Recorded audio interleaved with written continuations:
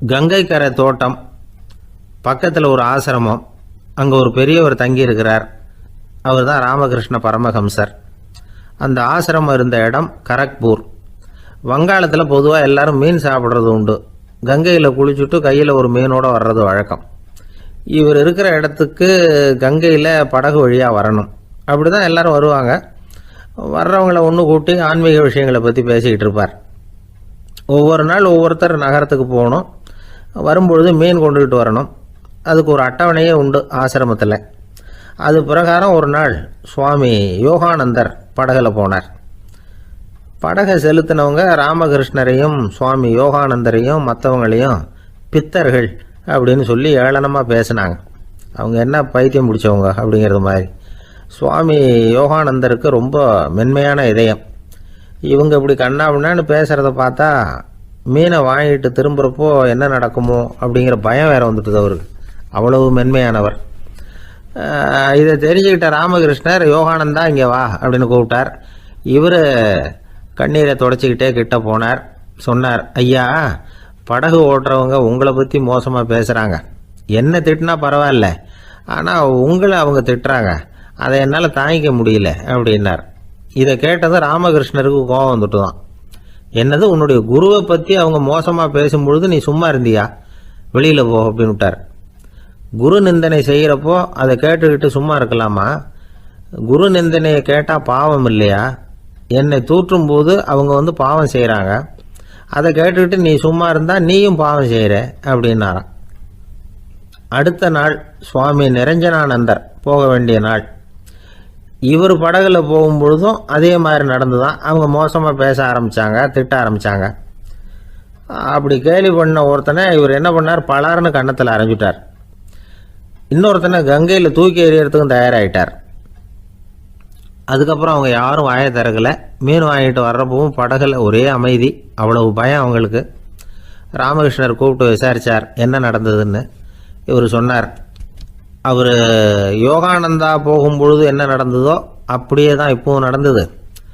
குரு நிந்தனை செய்கிறத கேட்டுக்கிட்டு நான் சும்மா இருப்பேனா? ஒருத்தனை அப்படியே அரைஞ்சுட்டேன், இன்னொருத்தனை ஆற்றுல தூக்கி போட்டுருவேன்னு பயமுறுத்தினேன், அவ்வளவுதான் அப்படின்னாராம். இப்போவும் ராமகிருஷ்ணருக்கு கோபம் வந்துட்டு தான். என்ன இது, அணியறது காஷாயம், இருக்கிறது ஆசிரமம், உனக்கு இவ்வளவு கோபம் வந்ததுன்னா அப்புறம் என்னத்துக்கு ஆசிரமத்தில் இருக்கணும்? பிரம்மச்சாரி எப்பவும் அமைதியாக இருக்கணும் அப்படின்னு அறிவுரை சொன்னாராம் ராமகிருஷ்ணர். அப்போ இவர் கேட்டாராம், ஏங்க அவருக்கு ஒரு விதமான அறிவுரை சொன்னீங்க, எனக்கு வேற விதமாக அறிவுரை சொல்கிறீங்க, இதில் எது உண்மை அப்படின்னு கேட்டிருக்கார். இதுக்கு ராமகிருஷ்ணர் சொன்ன பதில் என்னென்னா, அட அசடே, சக்கரத்தில் காற்று அதிகமாக இருந்தால் குறைக்கணும், குறைச்சலாக இருந்தால் கூட்டணும். அவன் சாது, அவனுக்கு அதிக உணர்ச்சி தேவை, உனக்கு படபடப்பு அதிகம், உனக்கு பொறுமை தேவை அப்படின்னாராம். இதில் உள்ள கருத்து என்னென்னா, கல்விங்கிறது எப்படின்னா அதை சூழ்நிலைக்கு தகுந்த மாதிரி கற்பிக்கணும். எல்லாருக்கும் ஒரே மாதிரி கற்பிக்கக்கூடாது. கேட்குற ஒரு தகுதி, புரிஞ்சுக்கிற திறமை, இதை பொறுத்து கல்வி அமையணும். ஆரம்ப காலத்தில் ஒரு குரு, அப்போ ஒரு சீடன் இருந்தான். அது வேடிக்கையான குரு, வேடிக்கையான சீடன். ஒரு ஆசிரமம். ஒரு நாள் ஒருத்தன் அவசரமாக அந்த குருவை தேடி வந்திருக்கிறான். என்ன விஷயம்னு விசாரித்தார் குரு. உங்கள் சீடர் என்னை அடிச்சுட்டார் அப்படின்னு புகார் பண்ணானா அந்த ஆள். குரு சீடனை கூப்பிட்டார். அடிச்சியா இந்த ஆளை அப்படின்னு கேட்டாராம். ஆமான் இருக்கான் சீடன். ஏன் அடிச்சே அப்படின்னு கேட்டாராம். இந்த ஆள் உங்களை பற்றி மட்டமாக பேசிவிட்டான், என்னால் அதை தாங்கிக்க முடியல, அதனால தான் அடிச்சுட்டேன்ருக்கான். அப்படி என்ன பேசினா அப்படின்னு கேட்டாராம். உன்னுடைய குருநாதர் இப்போல்லாம் அர்த்தமில்லாமல் பேச ஆரம்பிச்சுட்டார் அப்படின்னு சொல்லிவிட்டான், அதனால தான் அடிச்சுட்டேன் அப்படின்னு நானாம். அதுக்காக அடித்தே அப்படின்னாராம். நான் அதுக்காக அடிக்கலை குருவே, இப்பெல்லாம் நீங்கள் அர்த்தம் இல்லாமல் பேசுகிறதாக அவன் சொல்கிறான், அப்படின்னா இதுவரைக்கும் நீங்கள் அர்த்தத்தோடு பேசினதாகத்தானே அர்த்தம், அது தப்பு தானே, அதனால தான் அடித்தேன் அப்படின்னு நானாம். ஒரு பல்கலைக்கழகம், அங்கே ஒரு இலக்கிய பேராசிரியர், அவர் பாடம் நடத்திக்கிட்டு இருந்தார். ராபர்ட் ப்ரௌனிங் எழுதிய கவிதைகளை பற்றி சொல்லிகிட்டு இருக்கிறார். மாணவர்களும் ரொம்ப அக்கறையாக அதை கேட்டுக்கிட்டு இருக்கிறாங்க. ஒரு குறிப்பிட்ட கவிதையை பற்றி சொல்லும் பொழுது அந்த பேராசிரியருக்கே ஒரு சந்தேகம். அதாவது அந்த கவிதையின் சரியான அர்த்தம் என்னங்கிறதுல சந்தேகம். பேராசிரியர் யோசனை பண்ணார். அந்த கவிதையை முழுசாக புரிஞ்சிக்க முடியல. அதனால் மாணவர்களை பார்த்து சொன்னார், மாணவர்களே, ஒரு நாள் பொறுத்துங்க. இந்த கவிதையை எழுதின கவிஞர் எங்க வீட்டுக்கு பக்கத்துல தான் இருக்கிறார். இன்னைக்கு சாயந்தரம் நான் அவரை நேரிலேயே போய் பார்க்கறேன்.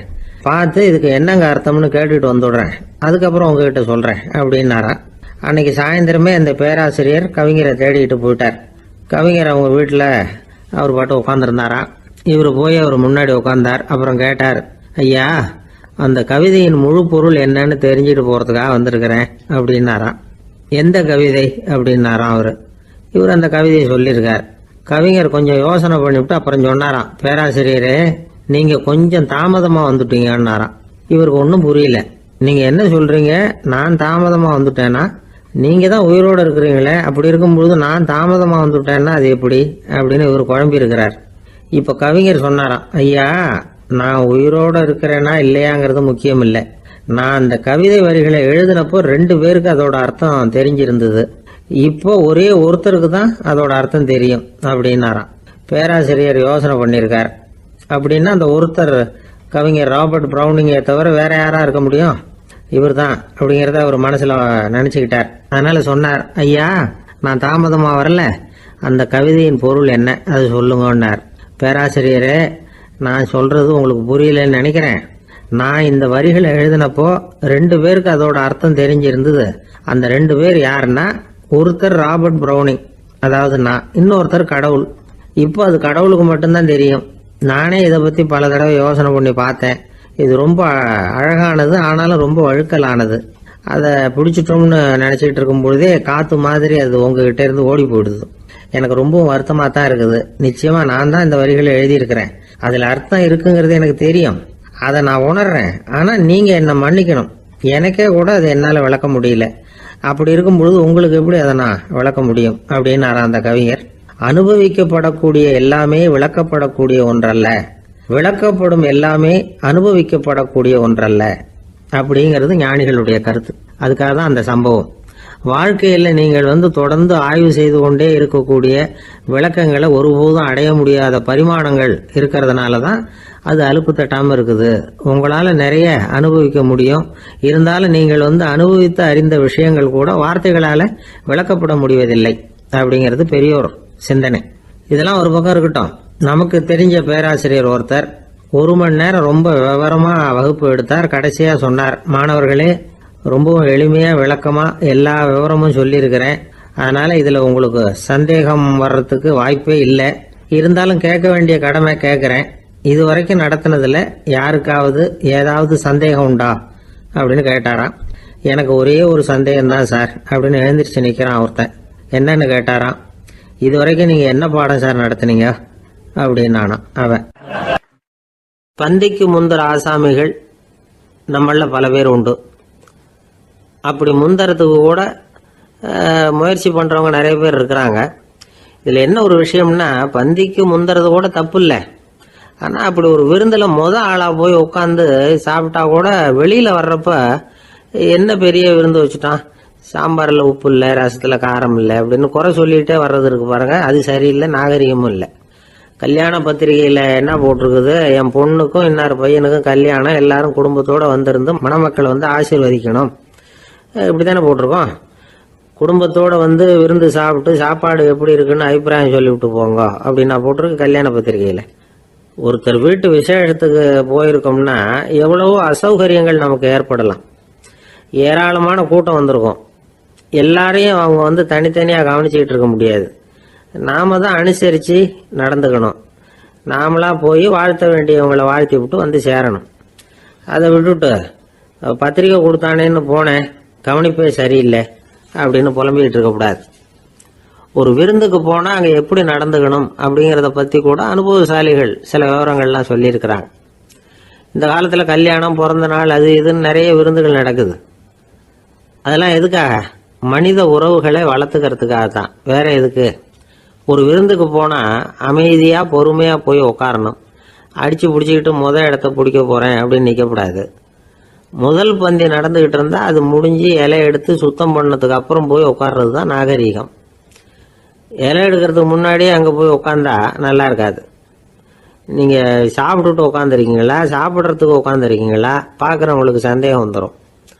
அதே மாதிரி இலையில எல்லா ஐட்டமும் பரிமாறினதுக்கு அப்புறம் சாப்பிட ஆரம்பிக்கணும். ஒவ்வொரு ஐட்டமா வைக்க வைக்க நாம பாட்டுக்கு எடுத்து உள்ள தள்ளிட்டே இருந்தோம்னா எதை வச்சோம் எதை வைக்கலன்னு பரிமாறினவரே குழம்பி போயிடுவார். ஏன்னா எப்போ பார்த்தாலும் இலை காலியாகவே இருக்கும். சாப்பிட்றப்போ உங்கள் சாப்பாட்டையே நீங்கள் கவனிக்கணும். அடுத்தவங்க இலையில என்ன இருக்குது, பக்கத்தில் இருக்கிறவர் எதை அதிகமாக சாப்பிட்றார், இதெல்லாம் நமக்கு என்னத்துக்கு? எல்லாரும் சாப்பிட்டு முடிக்கிற வரைக்கும் பொறுமையாக இருக்கிறது தான் நல்லது. நீங்கள் மட்டும் திடீர்னு பாதியில் எழுந்திரிச்சு பக்கத்தில் இருக்கிறவங்களுக்கு சங்கடமாக இருக்குமேங்கிறதெல்லாம் யோசிக்காமல் நீங்கள் பாட்டு எழுந்திரிச்சு போகக்கூடாது. பக்கத்தில் உள்ளவங்க உங்களை எழுந்திரிக்க சொன்னால் எழுந்திரிச்சு போகலாம். விருந்துகளில் சாப்பாட்டை வீணாக்கிறதே ஒரு நாகரிகமாக போட்டுது இந்த காலத்தில். சாப்பாட்டுக்கே கஷ்டப்பட்டுக்கிட்டு பல பேர் இந்த உலகத்தில் இருக்கிறப்போ சாப்பாட்டை வீணாக்கிறது எவ்வளோ பெரிய மோசங்கிறத நினச்சி பார்க்கணும். வேணுங்கிற அளவுக்கு கேட்டு வாங்கி சாப்பிட்றது தான் முறை. விருந்தில் இந்த பஃபே அப்படின்னு சொல்லி ஒரு முறை சொல்கிறாங்கல்ல, அதாவது உணவு வகைகளையெல்லாம் பொதுவாக ஒரு இடத்துல வச்சுடுறது, நமக்கு தேவையானதை நாமே எடுத்துட்டு ஒரு தட்டில் போட்டுக்கிட்டு சாப்பிட வேண்டியது. இதில் கூட சில பேர் தேவைக்கு அதிகமாக எடுத்து போட்டுக்கிட்டு வீணாக்குறாங்க. சில சமயம் கடைசியாக சாப்பிட போகிறவங்களுக்கு எல்லா ஐட்டமும் கிடைக்காம போகலாம். அதை போய் பெருசு பண்ணிகிட்டு இருக்கக்கூடாது. என்ன சார் இந்த அளவுக்கு கூடவா நாகரிகம் தெரியாமல் இருக்கிறோம், இதை போய் பெருசாக சொல்ல வந்துட்டீங்களே அப்படின்னு நினைக்கலாம்.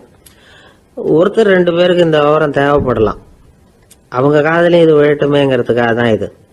ஒரு பெரிய கல்யாண விருந்து நடந்துக்கிட்டு இருந்தது. விருந்து மண்டபத்து வாசலில் ஒருத்தர் நின்றுக்கிட்டு வர்றவங்களையெல்லாம் ரொம்ப மரியாதையாக வணங்கி உள்ளே அனுப்பி வச்சுக்கிட்டு இருந்தார். எப்படி தெரியுமா? வர்றவங்க கையெல்லாம் பிடிச்சி முத்தம் கொடுத்து அதுக்கப்புறம் உள்ளே அனுப்பி வச்சுக்கிட்டு இருந்தாராம். கூட்டம்லாம் முடிஞ்சதுக்கப்புறம் அவர்கிட்ட போய் கேட்டிருக்கிறாங்க, சார் நானும் எவ்வளவோ விருந்துகளுக்கு போயிருக்கிறேன், இருந்தாலும் இவ்வளவு மரியாதையாக வர்றவங்க கைக்கெல்லாம் முத்தம் கொடுத்து வரவேற்கிறத இங்கே தான் பார்க்குறேன் அப்படின்னு சொன்னாங்க.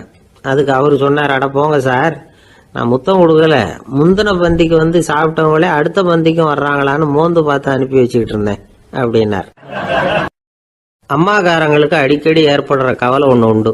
அதாவது குழந்தை சரியாக சாப்பிட மாட்டேங்குதே அப்படிங்கிற கவலை. இவங்கெல்லாம் ஒரு விஷயத்த நல்லா புரிஞ்சுக்கணும். குழந்தைகள்ங்கிறவங்க பெரியவங்க மாதிரி இல்லை. அவங்க கடிகாரத்தில் மணியை பார்த்துட்டு சாப்பிட்றதுக்கு உட்கார்ற ரகம் கிடையாது. பசிச்சா சாப்பிடுவாங்க, இல்லைன்னா விளையாடுவாங்க அல்லது தூங்குவாங்க. அது புரியாம அவங்கள கட்டாயப்படுத்தி அல்லது மிரட்டி சாப்பிட வைக்கிறது ரொம்ப தப்பு. ஒரு 8 மாச குழந்தைக்கு 3 மணி நேரத்துக்கு ஒரு தடவை பசிக்கும். அந்த நேரம் பார்த்து சாப்பாடு கொடுத்தா அடம் பண்ணாமல் அது பாட்டுக்கு சாப்பிட்றோம். அதே குழந்தைக்கு 1 வயசு ஆகிறப்போ 4 மணி நேரத்துக்கு ஒரு தடவை பசிக்கும்.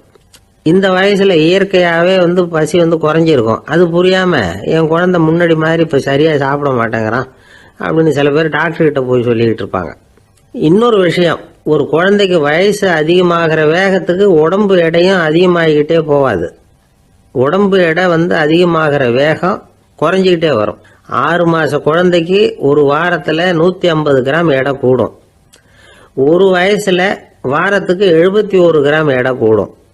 இது புரியாம அதிகமாக சாப்பாட்டை கொடுத்து குழந்தைய கஷ்டப்படுத்தக்கூடாது. ஏன்னா அளவுக்கு மீறின உணவு அஜீரணத்தை உண்டு பண்ணிவிடும். குழந்தைக்கு ஒரு தட்டில் கொஞ்சமாக ஆகாரத்தை வச்சு கொண்டுகிட்டு போய் கொடுக்கணும். மலை மாதிரி குவிச்சு வச்சா அதை பார்த்ததுமே பசி அடங்கி போயிடும். அடித்து மிரட்டி பயமுறுத்தி குழந்தைய சாப்பிட வைக்கிற பழக்கம் இருக்கு பாருங்க, அதுக்கு ஃபுட் ஃபோர்ஸிங் அப்படின்னு பேர். இப்படி பண்ணினா குழந்தைக்கு சாப்பாட்டில் விருப்பம் குறைஞ்சிரும், அதை கண்டாவே வெறுக்க ஆரம்பிச்சிடும். அது மாதிரி உளம் சார்ந்த பசி குறைவு, சைக்கோஜெனிக் அனோரெக்சியா, அது ஏற்படுமா. சாப்பாடுங்கிறதே ஒரு தண்டனை மாதிரி தோணும். குழந்தைகளுக்கு பிடிச்ச மாதிரியான ஆகாரத்தை கொடுக்கணும். சத்து அதிகம் இருக்குங்கிறதுக்காக அதுக்கு பிடிக்காத ஆகாரத்தை கொடுத்து கட்டாயப்படுத்தக்கூடாது. குழந்தைகளுக்கு 2 வயசு ஆகிறப்போ இயற்கையாகவே எதிர்மறை குணம் உண்டாகும். அதாவது அந்த எதிர்மறையாக பேசுறது, இது மாதிரி சமயங்களில் நாம் என்ன சொல்கிறோமோ அதுக்கு நேர்மாறாக நடந்துக்கும். ஏட்டிக்கு போட்டி, சாப்பிட சொன்னால் விளையாட போவோம், விளையாட சொன்னால் சாப்பாடு கேட்கும். இதை புரிஞ்சுக்கிட்டு நடந்துக்கணும். குழந்தை சொன்ன பேச்சை கேட்கலேன்னு கோவப்படக்கூடாது. குழந்தை வளர வளர பிடிவாத குணம் வர்றது சகஜம். கேட்டதை வாங்கி கொடுத்தாதான் சாப்பிடுவேன் அப்படின்னு பிடிவாதம் பண்ணும். வாங்கி கொடுத்து விடுறது தான் உத்தமம். நீங்களும் அதுகிட்ட பிடிவாதம் பண்ணிட்டு இருக்கக்கூடாது. ஏன்னா கேட்டது கிடைக்கலையேங்கிற ஏமாற்றம் கூட குழந்தையோட பசியை குறைச்சிரும். கேட்டது கிடைச்சிட்டா பசி அதிகமாகும், கொடுத்ததை மலமலன்னு சாப்பிட்றோம். குழந்தைகளுக்கு கண்ட நேரத்தில் சாப்பிட்றதுக்கு எதையாவது வாங்கி கொடுத்துக்கிட்டு இருந்தா சாப்பாட்டு நேரத்தில் சாப்பிடாம அடம் பண்ண ஆரம்பிச்சிடும். பள்ளிக்கூடம் போகிற பிள்ளைங்க காலை உணவை சரியாக சாப்பிட மாட்டாங்க. அச்சம், அவசரம், பரபரப்பு இதெல்லாம் தான் காரணம். பள்ளிக்கு புறப்படுறதுக்கு ஒரு 3/4 மணி நேரத்துக்கு முன்னாடியே சாப்பாடு போட்டுருங்க, அது சரியாக போடும். படிக்கிற குழந்தைகள் உடல் சோர்வு, மனச்சோர்வு இது காரணமாக கூட சாப்பிட மறுக்கிறது உண்டு. இப்போ உதாரணமாக சாயந்தரம் விளையாடி விட்டு வீட்டுக்கு வந்ததும் சாப்பிட சொன்னால் வேணாம்பாங்க. இது உடல் சோர்வு. ரொம்ப நேரம் வீட்டு பாடங்களை செஞ்சு முடித்த கையோடு சாப்பிட சொன்னாலும் அவங்களால சரியாக சாப்பிட முடியாது. இது உளச்சோர்வு, அதாவது மனச்சோர்வு. இதை தவிர குழந்தைகளுக்கு உடல்நல குறைவு ஏற்பட்டால் கூட சாப்பிட மறுக்கிறது உண்டு. சில மருந்து மாத்திரைகள் கூட பசியை குறைச்சிரும். அதனால் சரியாக தெரிஞ்சுக்கிட்டு குழந்தைகளை சாப்பிட வைக்கணும். அது புரியாமல் கையில் சாப்பாட்டு தட்டை வச்சுக்கிட்டு குழந்தைகளை விரட்டிக்கிட்டு அலையக்கூடாது. ஒரு சின்ன பையன் சொன்னான், எங்கள் அம்மா சாப்பாடு போடுறது தெரிஞ்சால் நான் உடனே வீட்டை விட்டு வெளியில் ஓடி போடுவேன் அப்படின்னா. ஏன் அப்படி பண்ணுறேன்னு கேட்டோம். எங்கள் அப்பா கூட அது மாதிரி தான் சார் பண்ணுவார் அப்படிங்கிறான். ஒரு இலக்கிய கூட்டம் ஏற்பாடு பண்ணியிருக்கிறோம், நீங்கள் அவசியம் அதில் பேசணும் அப்படின்னு கேட்டுக்கிட்டார் ஒருத்தர். வேணாங்க, 4 பேருக்கு முன்னாடி நிற்கிறதுனா எனக்கு ரொம்ப கூச்சமாக இருக்கும் அப்படின்னாரு இவர். ஏன் சார் இன்னமும் குழந்த மாதிரி கூச்சப்படுறீங்களே அப்படின்னார் அவர் ஒரு மாதிரியாக சமாளித்து அனுப்பி வச்சுட்டு அதுக்கப்புறம் அதை பற்றி இவர் யோசித்து பார்த்துருக்கார். சில நிபுணர்கள் எழுதியிருக்கிறத படித்தும் பார்த்துருக்கிறார். மனோதத்துவ நிபுணர்கள் என்ன சொல்கிறாங்க தெரியுமா? 10லேருந்து 20% குழந்தைகள் பிறக்கிறப்பவே கூச்ச சுபாவம் கொண்டதாக தான் இருக்குதான். ஒரு தாத்தா தன்னோட பேர பிள்ளைய ஆசையாக கூப்பிடுறார் விளையாட்டு காட்ட, அதை அழுதுகிட்டு ஓடி போகுது. ஒரு அம்மா தன்னோட பிள்ளைய பள்ளிக்கூடத்தில் சேர்க்கறதுக்காக கூப்பிட்டுக்கிட்டு போகிறாங்க. அந்த புள்ள அம்மாவோட முந்தானையில் ஒளிஞ்சிக்கிட்டு வெளியில் வரமாட்டேங்குது. இவங்களெல்லாம் எப்படி சமாளிக்கிறது? குழந்தைகளோட கூச்ச சுபாவத்தை போக்குறது எப்படி? இதுக்கு நிபுணர்கள் சில யோசனைகளை சொல்லியிருக்கிறாங்க. மற்றவங்களுக்கு முன்னாடி என் பையனுக்கு கூச்சம் ரொம்ப அதிகம் சார், மற்றவங்க பார்த்தா ரொம்ப வெக்கப்படுறான் இப்படி சொல்கிற அப்பாக்கள் உண்டு. என் பையன் புது மனுஷாலை பார்த்தா அட்டையாக ஒட்டிக்குவான் சார் அப்படின்னு சொல்கிற அப்பாக்களும் உண்டு. இப்படிலாம் குழந்தைகளுக்கு முத்திரை குத்துறது ரொம்ப தப்பான். புதுசாக யாராவது வீட்டுக்கு வந்தால் குழந்தை தானாக தன்னோட கூச்சத்தையும் பயத்தையும் போக்கிக்கிட்டு சகஜமாக மாறி வர்றதுக்கு வாய்ப்பு கொடுக்கணுமா. ஒரு கூட்டத்துக்கோ அல்லது சொந்தக்காரங்க கல்யாணத்துக்கோ குழந்தைய அழைச்சிட்டு போகிறீங்க, அங்கே போய் கட்டாயப்படுத்தி குழந்தைய மற்றவங்க கிட்ட பேச சொல்லக்கூடாது. சில சமயம் குழந்தை தானாக தன்னுடைய கூச்ச சுபாவத்தை விட்டு பேசுறதுக்கு முன் வந்தால் அதை பாராட்டணும். குழந்தை கலகலப்பு இல்லாமல் மௌனமாக இருந்ததுன்னா அதையும் கண்டுக்கக்கூடாது. குழந்தை பேச ஆரம்பித்தா அதை ஆர்வத்தோடு கவனிக்க தெரியணும். கலந்து உரையாடுற பழக்கத்தை வீட்லேயே ஆரம்பிக்கலாம். கேட்டதுக்கு பதில் சொல் அப்படின்னு நீங்கள் அதிகாரம் பண்ணிகிட்டு இருக்கக்கூடாது. அது குழந்தைக்கு பேசுகிற சந்தர்ப்பத்தை குறைச்சிருமா. இப்போ நாம் அதிகாரம் பண்ணால் கேலி செய்கிற பழக்கம் குழந்தைகளை ரொம்ப பாதிச்சிருமா. பெரியவங்களானதுக்கு அப்புறமும் சில பேர் கூச்சத்தோடவும் பயத்தோடவும் இருக்கிறதுக்கு இதுதான் காரணம். சின்ன வயசில் அவங்கெல்லாம் ஏதாவது கேலிக்கு ஆளாகி இருப்பாங்க. 2வது குழந்தை மூத்த குழந்தைய கேலிக்கு ஆளாகிற சந்தர்ப்பங்களை கண்டு கேலி பண்ணினா அது இளம் நெஞ்சங்களை விட்டு நீங்கிறதே இல்லையா. எப்பவும் குழந்தையோட நடை உடை பாவனைகளை பற்றி சொல்லிக்கிட்டே இருக்கக்கூடாதான். அதுவே கூச்ச சுபாவத்தை கொண்டுட்டு வந்துருமா. அப்பா எங்கேன்னு யாராவது கேட்டால் இது மாதிரி இன்ன காரியத்துக்காக வெளியில் போயிருக்கார், இத்தனை மணிக்கு திரும்பி வருவார் அப்படின்னு சொல்கிற அளவுக்கு குழந்தைகளை பழக்கப்படுத்தி வைக்கணும்.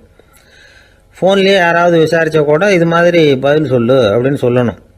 சின்ன சின்ன மீட்டிங்கில் 4 வார்த்தை பேச தயார் பண்ணலாம்.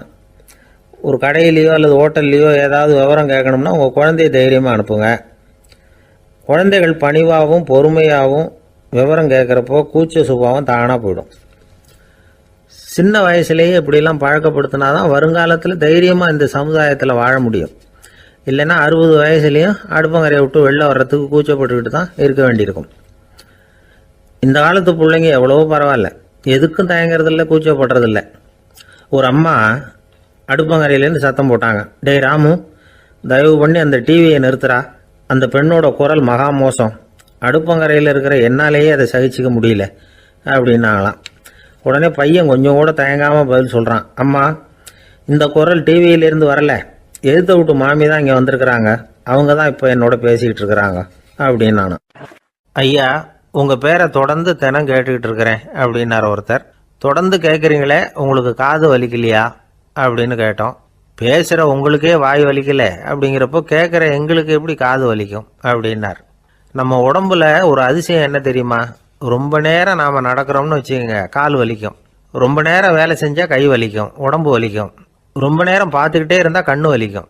ரொம்ப நேரம் பேசிக்கிட்டே இருந்தால் வாய் கூட வலிக்கும். ஆனால் ரொம்ப நேரம் கேட்டுக்கிட்டே இருக்கிறதுனால காது வலிக்கிறது இல்லை. அதனால் கேட்கறதுக்கு முக்கியத்துவம் கொடுத்தாங்க நம்ம பெரியவங்க. திருவள்ளுவர் தேவையில்லாமல் வார்த்தைகளை உபயோகப்படுத்த மாட்டார். ஒரு திருக்குறள்னு எடுத்துக்கிட்டாவே அதில் மொத்தம் 7 வார்த்தைகள், அவ்வளவுதான். அப்படி 7 வார்த்தைகள் மட்டுமே உள்ள ஒரு திருக்குறளில் வள்ளுவர் ஒரே வார்த்தையை 5 தடவை உபயோகப்படுத்தியிருக்கிறார், திரும்ப திரும்ப பயன்படுத்தியிருக்கிறார். அப்படின்னா அதை எந்த அளவுக்கு வலியுறுத்தி சொல்கிறார் அப்படிங்கிறத நாம் புரிஞ்சுக்கணும். அது என்ன குறள்?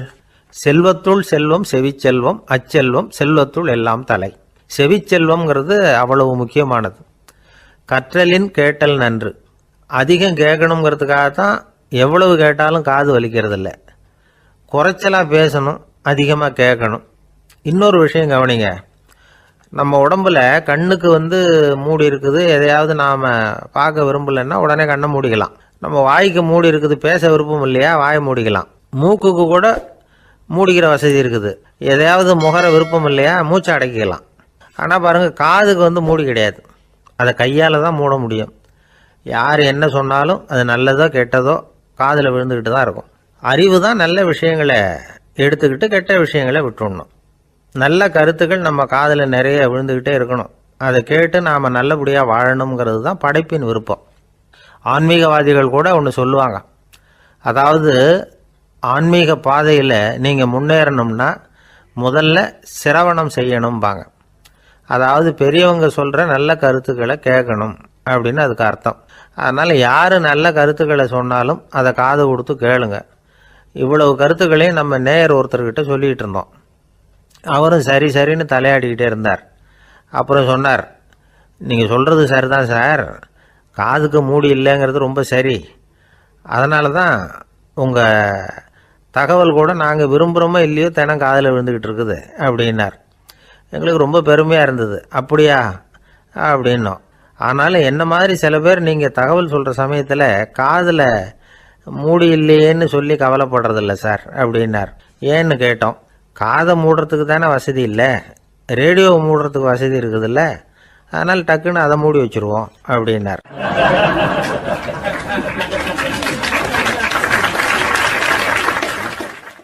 வங்க நாவலாசிரியர் சரத் சந்திரர் ஒரு நண்பர் அவர்கிட்ட வந்தார்.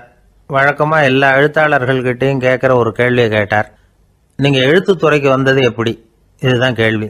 அதை தெரிஞ்சு என்ன பிரயோஜனம்னார் சரத் சந்திரர். சும்மா சொல்லுங்களேன், தெரிஞ்சுக்கிறேன் அப்படின்னார் வந்தவர். சரி சொல்கிறேன்னு ஆரம்பித்தார். நான் ரங்கூனில் வேலை பார்த்துக்கிட்டு இருந்தேன். சம்பளம் பத்தல, வேலையும் பார்த்துக்கிட்டு ஒரு பலசரக்கு கடை வைக்கலாம்னு நினச்சேன். என்னால் மளிகை கடை வச்சு சரியாக நடத்த முடியுமாங்கிற சந்தேகம் என் மனைவிக்கு. அதை சோதனை பண்ணி பார்க்கணுங்கிறதுக்காக சில பொருள்களின் அளவு, அதோட விலை, இப்படி சிலதை சொல்லி எல்லாத்தையும் மனக்கணக்காக கூட்டி போட சொன்னாங்க. என்னால் சரியாக கூட்டி சொல்ல முடியல. உங்களால் மளிகை கடை நடத்த முடியாதுன்னு சொல்லிவிட்டாங்க. உடனே என்ன பண்ணுறது, வேறு வழி இல்லை, கதை எழுத ஆரம்பிச்சிட்டேன் அப்படின்னார். கேட்டவருக்கு சிரிப்பு வந்துட்டு தான். சரத் சந்திரர் ஒரு பக்கம் சீரியஸான நாவல்கள், சிறுகதைகள் எழுதியிருந்தாலும் அவருடைய இன்னொரு பக்கம் வேற விதம். நண்பர்கள்கிட்ட பேசும்பொழுதும் சரி, அவர்களுக்கு கடிதங்கள் எழுதும்போதும் சரி, கேலியும் கிண்டலும் நகைச்சுவை உணர்வும் அதிகமாக இருக்கும். காந்திஜி ஒரு சமயம் கல்கத்தாவுக்கு வந்திருந்தார். தேசபக்தர்கள் பல பேர் அவர்கிட்ட பேசிக்கிட்டு இருந்தாங்க. அப்போது சரத் சந்திரரும் அங்கே இருந்தார். கிரண் சங்கர் ராய் அப்படிங்கிறவரும் அங்கே இருந்தார். அவர் சொன்னாராம், காந்திஜியோட பழகிய முதல் வங்காளி நான் தான். போயர் யுத்த காலத்தில் இவர் லண்டனுக்கு வந்திருந்தப்போ என்கிட்ட தான் வங்காள மொழி கற்றுக்கிட்டார் அப்படின்னாராம். உடனே சரத் சந்திரர் காந்திஜியை பார்த்து, இவர் உங்களுக்கு வங்காள மொழி கற்றுக் கொடுத்தது உண்மைதானா அப்படின்னாராம். ஆமான்னாராம் காந்தி. அதனால தான் உங்களால் வங்காள மொழி கற்றுக்க முடியல அப்படின்னாராம். எல்லாரும் சிரிச்சாங்களாம். சரத் சந்திரர் சாம்தாபேர் அப்படிங்கிற கிராமத்தில் தங்கியிருந்தார் ஒரு இலக்கிய நிகழ்ச்சியில் கலந்துக்கிறதுக்காக. அதுக்காக ஒரு கல்கத்தாவுக்கு போக வேண்டிய சூழ்நிலை. அதுக்காக புறப்பட்டார். அந்த சமயத்தில் பின்னாடி இருந்து யாரோ அவரை கூப்பிட்டாங்க. இப்படி கூப்பிட்டவரை பார்த்து இன்னொருத்தர் யாரோ அதட்டி இருக்கிறாங்க. போகிறவரை ஏன் இப்படி கூப்பிடுறீங்க, அப்படின்னு. ஏன் கூப்பிட்டா என்னன்னு கேட்டிருக்கார் சரத்சந்திரர். புறப்படுறவங்கள பின்னாடி இருந்து கூப்பிடுறது அபசகுனம், போகிற இடத்துல ஏதாவது ஆபத்து வரலாம் அப்படின்னு அதுக்கு விளக்கம் கொடுத்துருக்கிறார் அவர். உடனே சரத்சந்திரர் சொன்னாராம், இதோ இவங்க என்ன இலக்கிய கூட்டத்துக்கு அழைச்சிட்டு போகிறாங்களே, இதை விட வேற என்ன ஆபத்து வந்துட போகுது அப்படின்னாராம். இப்படி சரத்சந்திரருக்கு இயல்பாகவே நகைச்சுவை உணர்வு உண்டு. அவருடைய நண்பர் ஒருத்தர் வீட்டுக்கு கூப்பிட்டுருந்தார். அங்கே ஒரு கச்சேரிக்கு ஏற்பாடு பண்ணியிருந்தாங்க.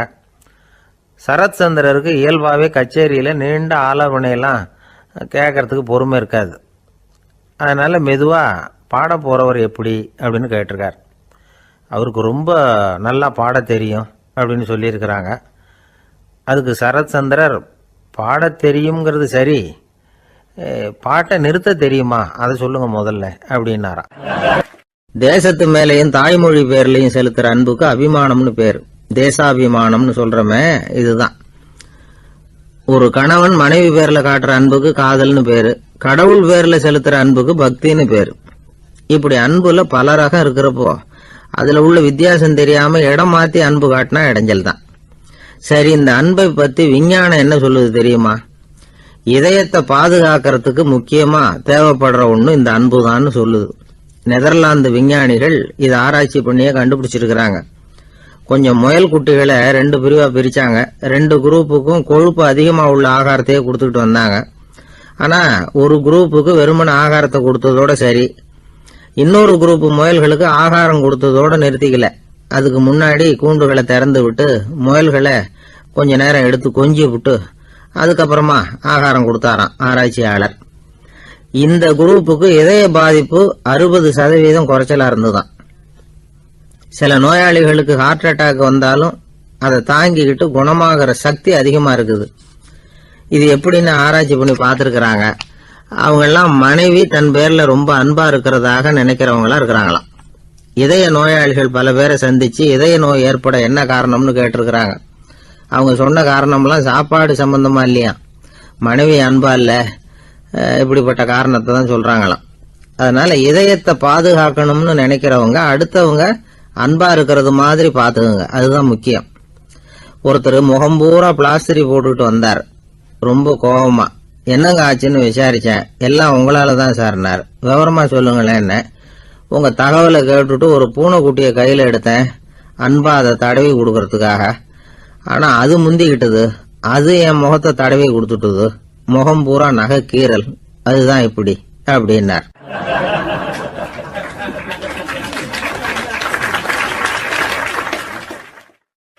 அமெரிக்க ஜனாதிபதி ஆப்ரஹாம் லிங்கன் ஒரு நாள் தன்னோட கோச்சு வண்டியில் தலைநகரான வாஷிங்டனுக்கு போயிட்டு இருக்கிறார். கோச்சு வண்டி ஒரு சாலையில் போயிட்டு இருக்கு. அந்த சாலைக்கு ஒரு பக்கத்தில் பயங்கரமான சதுப்பு நிலம். சதுப்பு நிலம்னா அது புதைகுழி, புதை மணல்ங்கிறோம்ல, அது மாதிரி. அந்த சதுப்பு நிலத்தில் யாராவது மாட்டிக்கிட்டா அவ்வளவுதான், ஆளை கொஞ்சம் கொஞ்சமாக உள்ள அமுக்கிவிடும், தப்பிச்சு கரையிறது கஷ்டம். அப்படிப்பட்ட நிலம் அது.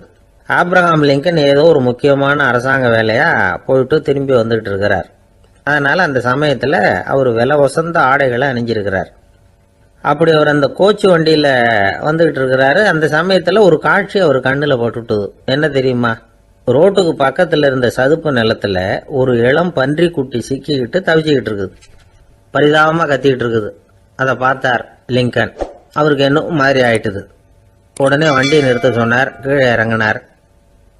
தன்னோட விலை வசந்த ஆடைகளை பற்றி லட்சியம் பண்ணவே இல்லை. தனக்கே ஆபத்து வரலாம்ங்கிறத பற்றியும் கவலைப்படலை. தான் ஒரு குடியரசுத் தலைவருங்கிறத பற்றியும் அவர் நினச்சி பார்க்கல. நேராக அந்த சதுப்பு நிலம் பக்கமாக போனார். அந்த சேத்துல இறங்கி பன்றிக்குட்டியை காப்பாற்றி கரைக்கு கொண்டுட்டு வந்து சேர்த்துட்டார். அதுக்கப்புறம் நிம்மதியாக கோச்சு வண்டியில் ஏறி வெள்ள மாளிகைக்கு வந்து சேர்ந்தார். ட்ரெஸ்ஸு உடம்பு பூரா சேரு சகதி. பார்க்குறவங்களுக்கெல்லாம் ஆச்சரியமாக போச்சு. அவங்களுக்கு ஒன்றும் புரியல. இவர் நேராக ட்ரெஸ்ஸு மாற்றிக்கிறதுக்காக போனார். கோச்சு வண்டி ஓட்டிகிட்டு வந்தவங்கிட்ட போய் எல்லாரும் கேட்டாங்க என்ன ஆச்சு அப்படின்னு. அவர் வர்ற வழியில் நடந்த விவரத்தை சொன்னார். ஆப்ரஹாம் லிங்கனுடைய இந்த இறக்க குணத்தை எல்லாரும் பாராட்டினாங்களாம், புகழ்ந்தாங்களாம். ஆனால் இதுக்கு லிங்கன் என்ன பதில் சொன்னார் தெரியுமா? தயவு பண்ணி இந்த புகழ்ச்சியான பேச்சையெல்லாம் ஒதுக்குங்க, அதெல்லாம் வேணாம். அந்த சின்ன பிராணி சகதியில் மாட்டிக்கிட்டு துடிச்சிக்கிட்டு இருந்தது. அதை பார்த்தேன். உடனே என்னுடைய இதயத்தில் ஒரு முள்ளு தைச்சது மாதிரி ஒரு உணர்வு. அந்த முள்ளை பிடுங்கி எறிஞ்சேன், அவ்வளவுதான். உண்மையில் அந்த பிராணிக்கு நான் உதவினேங்கிறத விட எனக்கு ஏற்பட்ட இன்னலை போக்கிக்கிட்டேன் அப்படிங்கிறது தான் உண்மை. அதுதான் பொருத்தம். அப்படி இருக்கிறப்போ இதில் புகழறதுக்கு என்ன இருக்குது அப்படின்னாரு ஆபிரகாம் லிங்கன். எவ்வளவு யதார்த்தமான வார்த்தைகள் பாருங்க. இந்த காலத்தில் நம்மளையும் பல பேர் அப்படி உண்டு. நீச்சல் தெரியாத ஒரு ஆள் தண்ணியில் இறங்கிட்டான். தண்ணி ஆழம்ங்கிறது அப்புறமா தான் தெரிஞ்சுது. தத்தளிக்க ஆரம்பிச்சுட்டான். வாழ்னு கத்துறான். கரையில் நின்றுட்டு இருந்த ஒருத்தர் இதை பார்த்தார். உடனே அவருக்கு இதயத்தில் முள்ளு தைச்சது மாதிரி ஒரு உணர்வு. உடனே குபீர்னு தண்ணியில் பாஞ்சார். அவரை காப்பாற்றி கரைக்கு கொண்டுட்டு வந்து சேர்த்தார். இதை பார்த்துக்கிட்டு இருந்த இன்னொருத்தர் காப்பாற்றின அந்த ஆளை பாராட்டி புகழ்ந்தார். என்ன புகழாதீங்க சார் அப்படின்னார் அவர். ஏன்னு கேட்டார் இவர். நான் அந்த ஆளை ஏன் காப்பாற்றினேன் தெரியுமா? அவன் நேற்றுக்கு என்கிட்ட 300 ரூபா கடன் வாங்கியிருக்கிறான். இவன் தண்ணியில் போட்டான்னா நான் கொடுத்த கடனும் தண்ணியில் போடும்.